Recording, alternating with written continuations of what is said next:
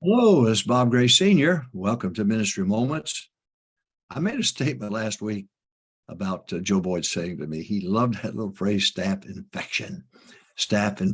And so because of that, I have another but brief, but to the point from Ministry Moments today. Ministry Moments YouTube, subscribe now, Bob Gray Sr. That way you won't have to worry about getting it. You can get it at your own leisure.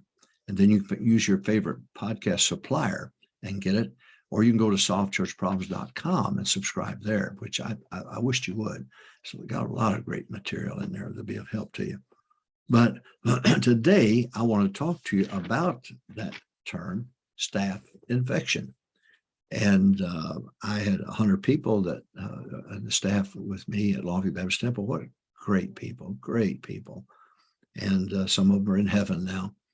And just tremendous people, and great Christians and great soul winners. And you just couldn't help but love them. And the work got done not because of me, but because we worked as a team together, and everybody was an important member of that team. But let's talk about staph infection, because if it ever happens to you, you'll have a revolt. They'll run you out of town. It's a terrible thing to have something like that happen, but it does happen. Hire good people, inside or outside. Some say, well, do I get them from the outside or do I get them from the inside? I've done both and had problems with both. And it's just sad it's that way, but that's not, you got to know the person and know the background of the person and his history. All right, let's talk about staph infection. Number one, hire slowly and fire slowly. Hire slowly and fire slowly. You hire them, and then you say, oh, well, this ain't working out. Well, why should their family pay that only for the mistake that you made by hiring them? That's why it's important that you understand you're just as responsible for them as anybody, because you hired them. If it is not working out, it's partially your fault and partially their fault. So hire slowly, fire slowly. Brother Hiles would move people from one ministry to another ministry to try to find a place for them to where that they could serve the Lord and be effective. And I like that. So hire slowly, fire slowly. Number two, do not hire famous people. When you hire famous people, they owe you nothing. Remember Brother Duckett Jr., God bless his memory. What a great Christian, a great staff, one of the best staff members ever had. And a great songwriter. All our soul winning clinics, he wrote the themes for all those soul winning clinics. Just an amazing man. But when his dad's the one that talked to me about his son. He said, I think you ought to, at that time, one of my assistants was going into pastoring and pastorate. And he said, I think you ought to talk to my son.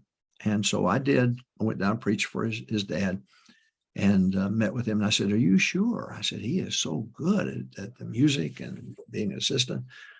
Man, I feel bad. No. He said, I think he has a great future. He said, my time's limited on earth. He said, but I'd like to see you take him and use him. And we did. Wow, what a great addition. But I remember him saying to me when I talked to him about it, he said, Brother Cray, I'm not a great soul winner. I win people, but I can't tell you I've had 5 baptisms in my whole ministry. And I said, Brother Duckett, that's not, you're a loyal man. You're a solid man. I can help you with the soul winning. I can help you with getting converts baptized. I can help you with that. Well, I did. And he did. I remember the last time I saw him we were having a staff meeting. He stepped into the conference room and said, Preacher, I've got to go to the hospital. We've got several members. He was our hospital visitation pastor. And I've got to go see him. He shut the door and then opened the door. I said, oh, by the way, I've got 2 converts for Sunday. And as last time I saw him, he went to heaven and his convert showed up. What a great man. And so he became very successful at soul winning and having converts baptized. And he felt like he owed me something. He felt like that I helped him to do it. God did it, but God helped me as an instrument to be able to help him. And so there was an affinity there that was created. When you hire famous people, they don't owe you anything. and you want to, the idea is help people reach their potential. And you've got somebody who's already reached their potential, help somebody else. You got an opening, help somebody else. The problem with it is we want them to do the work for us, and we want to be as successful because they were personally successful. Staff infection, a Joe Boyd term. Staff infection, hire slowly, fire slowly. Number 2, do not hire famous people. Number 3, it's mostly bad positioning, not bad people. I mentioned Brother House would move people from one ministry to another to try to help them. It's not a matter of bad, mostly bad positioning, not bad people. Rarely do you get a snake. I mean, just very rarely. It's not that often. And so you want to take people, and they're somewhere and it's not working. It's just not meshing. Well, then put them in another ministry there. Again, it's bad positioning, not bad people. Number 4, know the difference between principle-oriented and purpose-oriented staff. When you hire people, you've got some that are just zealous. I mean, they're going to win the world overnight and don't care if you got a budget or no budget. They're purpose-oriented. Then you've got staff members, and especially in the financial department, who are principle-oriented. Man, how dare you? No purchase order, no requisition. And what they'll say to the pastor is that guy's disloyal. Well, no, he's purpose-oriented. He hasn't settled down to understand he's got to live by the principle. And they each think each other's disloyal. The principle-oriented person will say that the people in the bus ministry are disloyal. People in the bus ministry say the people in the financial department are disloyal. And the truth is neither one of them are. It's just you have to help them and know the difference between principle-oriented staff and purpose-oriented. You need both. You've got to have both. And you've got to have a little bit of both into each person. So that's very important. So we're talking about staff infection. Joe Boyd, God bless you. Number 1, hire slowly, fire slowly. Number 2, do not hire famous people. Number 3, it's mostly bad positioning, not bad people. Number 4, know the difference between principle-oriented and purpose-oriented staff. Recognize them and help them. All right. Next, daily staff devotion. That's how I helped. A daily staff devotion. I helped when there was a controversy. We sat down and I helped. But the best thing I could do is to every day, and I was out of town Monday, Tuesday, and Wednesday, but I had Thursday and Friday, but a different staff member teach Monday and Tuesday and Wednesday. And that gave them 1 month to teach, which helped them a lot. But I would have staff devotions where I would deal with potential conflicts. Now, the best thing is curative teaching is not as effective as preventative teaching. So have enough sense to see it coming down the road and then teach ahead of time before there's a collision of ideas and people. That's very, very important. Brother Hiles was preventative more than he was curative. And he would say, get the tape, because one of these days you're going to need this tape. Get the tape. And then when it comes up, you'll need it. So preventative teaching versus curative teaching. So that's what staff devotions. I said, number 1, we're talking about staff infection. Hire slowly, fire slowly. Number 2, do not hire famous people. Number 3, it's mostly bad positioning, not bad people. Number 4, know the difference between principle-oriented and purpose-oriented staff members. Next, daily staff devotions. Number 6, be patient like a father. Don't cut people. I have people that work for me come up and say, you ought to fire that guy. You ought to fire that guy. Well, it's the pastor has been given a gift of the Holy Spirit of God to be an overseer and to lead. You've got to slow down. You can't fire everybody because you want everybody left. So you be patient like a father, We got a long ways to go here. This is not the end of the road. So be patient like a father. And that's where you take time with staff members and you spend time with them. And I'm so glad that Brother House spent time with me. I can't begin to tell you. I am just thrilled that Brother House treated me. He was like a father to me. I remember one time he spoke for me 72 different individual times behind my pulpit. He said, now I stepped out in the hallway one day going to he was going to preach, and he hugged me. And he said to me, Brother Gray, you've got a great spirit. Don't lose it. Don't let anybody steal it from you. You've got a great spirit. And I've tried to do that. Now, if people don't like me because of the issues, I guarantee you talk to anybody who's heard me preach or been around me, they say, well, he's got a bad disposition. Now, you can't say that and be truthful about it. Now, you may not like the straightforward preaching. Well, that's your problem, not my problem.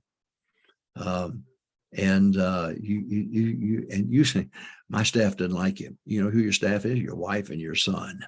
That's who it is. I was in a conference and I preached. I guess I irritated the leadership there, I guess. But I had 6 converts sitting in that congregation. And one back to 1979 led him and his wife and the guy's dad before he died to Christ. And they loved me. Well, they didn't think it was harsh. They didn't think it was rough at all. They loved it. They loved it. And they asked me, are you coming back? And I didn't answer them, but I can't come back because when the wife doesn't like you and the son doesn't like you, son, you're sunk. That's all there is to it. So staph infection, hire slowly, fire slowly. Number 2, do not hire famous people. Number 3, it's mostly bad positioning, not bad people. Number 4, know the difference between principle-oriented and purpose-oriented staff. Number 3, daily staff devotions, very important to help them precept upon precept, line upon line. Not going to be done overnight, but patience. Then that's number 6, be patient like a father. Number 7, gentle but firm. Gentle but firm. This is where the open door policy. Come see me. We'll talk about it. Don't let it irritate you. Don't let it become a burr under your saddle. You come, we'll talk to you, and I'll talk to you decently, and you talk to me decently. Don't come in and lean on my desk and start hollering at me. Don't do that. Gentle but firm. Number 8, build a bank account of compassion to draw from. Build a bank account of compassion to draw from. That's what you do in parenting. You build up a bank account of compassion, and every once in a while, you've got to draw for that bank account with something you've got to correct. If I ask you to draw out $10,000 right now out of the bank, you couldn't do it because you haven't got $10,000 in the bank. In fact, if you know if anybody does, let me know. But the truth is, you build a bank account of compassion, then you have something to draw from, and you're going to have to every once in a while. But you can do it in a manner that's becoming of your relationship and to the Father and to the people, coworkers, and so on. It's very important that you handle it correctly, but you can't do it if you don't have compassion already. You can't draw conviction from it. Number 9, handle immediately immorality. Handle immediately immorality. Now, let me say this: stay out of the other pastor's business. If you hear something of immorality, don't you call the pastor on the carpet and say, "Why haven't you done something?" You don't know what the situation. You don't have insight into it. You don't have inside information. And for you to separate from a pastor because he didn't cut their heads off right now. Look, he may be trying to salvage the wife and the children. He may be trying to do some work you don't even know about, and it's not fair.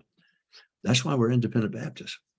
No leader of a paper ought to call a pastor on the carpet, whether it be the Sword of the Lord or Revival Fires or the Baptist Magazine, or we have no business calling some pastor on the carpet. None. Well, you're hurting the cause. You're not the pastor. You're violating Bible principle, and that's so wrong. Now, evangelist, there's no such thing as a cotton picking national evangelist that everybody's got to bow down to. Doesn't exist in the Bible. Does not exist in the Bible. Evangelists work for the church, the local church. That's who you work for. You're not the king. You're not the supreme power. Now, I remember the day when it was taught to these young evangelists, you're the national conscience and you're the national leader of the nation and you're above the pastor. And that's not true. That's not true at all. You run a paper, God bless you. I'm glad you do. But don't you call a pastor on the carpet. Don't you do that. That's wrong. And evangelists work for the local church. Ephesians 4, 11 and 12. It's so clear in the Bible. All right. Staph infection. Number 1, hire slowly, fire slowly. Number 2, do not hire famous people. Number 3, it's mostly bad positioning, not bad people. Number 4, know the difference between principle-oriented and purpose-oriented staff. Understand the difference. Number 5, daily staff devotions. That'll help. to slowly instill the Bible principles so that we get it, and it's there. It's in the back of our mind and on the forefront of our mind when something happens. Number 6, be patient like a father. Number 7, gentle but firm. Number 8, build a bank account of compassion to draw conviction from. You have to do that. Number 8, handle immorality immediately. Now, again, let the pastor do that. And pastors, you ought to do that. How many times I've had to call people in and sit down and have a lie detector test. That's what we did in Hammond. I was on the staff at the college, and my wife was Dr. Evans' secretary. It's exactly what we did. And boy, it told the tale too. I've had people, I was out of town one time, Dr. Bowen gave a sergeant from the Tyler Police Department, a convert, Brother Hiles, give a lie detector test to one of our leaders in the ministry, in the school. And he flunked the first question. And then I was out of town. Brother Bowen called me and he said, "Preacher, he failed the very first question." Back in those days, the laws were different. He did something wrong. It was immoral. And the sergeant from the Tyler Police Department looked at him and said, "If you fail the second question, I've got handcuffs right here. I'm going to arrest you." He said, "That's all I need." And it involved a minor. Well, when I got back into town, I asked the guy, I said, "Are you guilty?" He said, "Yes, I am." He got caught. And he packed up and left town in the night, in the middle of the night. He was gone. Now, later on, people jumped on me and said, "Oh, you covered up sin." So I didn't cover it up. The laws back then were such that the parents had to press charges. It's not that way now. Listen, I tell pastors all the time, you better report it or they'll end up coming after you, which has happened, by the way. Pastors have been arrested because they've not told the authorities about something like that. Well, I'm just saying to you, you handle immorality immediately. Now, laws have changed. You obey the law. How many times have I picked up the phone and called the local police and said, "Please come. I need you right now. I've got a mom and a dad here. Come right now." I wasn't about to go a step further. Once I knew there was confession and something that was proved, I did something about it. And it gave me a good relationship with the local law enforcement too, by the way. So anyway, staph infection. Thank you, Joe Boyd, for the term staph infection. Well, actually, I said it, and he said, I like that term. He used it a lot. God bless you. Ministry Moments, join me every Friday, 3 o'clock Central Time, and I'll see you next week.